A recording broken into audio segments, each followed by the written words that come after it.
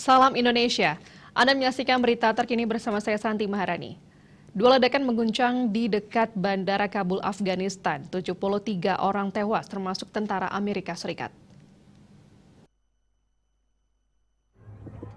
Dua ledakan dahsyat tersebut menewaskan tentara Amerika dan warga Afghanistan yang berkumpul dalam upaya keluar dari negara tersebut. Seorang pejabat Afghanistan yang enggan menyebutkan identitasnya mengatakan kepada Associated Press, sedikitnya 60 warga Afghanistan tewas dan 143 lainnya luka-luka. Panglima Komando Pusat Amerika CENTCOM, Jenderal Frank McKenzie mengatakan, 13 tentara Amerika yang terdiri dari 11 marinir dan 1 personel urusan medis Angkatan Laut turut tewas dalam ledakan. Selain itu 15 lainnya luka-luka.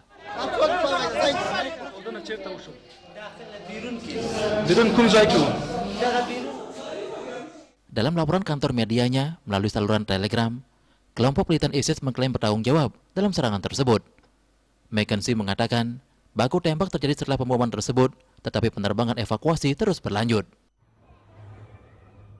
Untuk mencegah penyebaran COVID-19 hingga pesan ibu selalu terapkan 3M, wajib memakai masker, wajib mencuci tangan, dan wajib menjaga jarak serta menghindari kerumunan.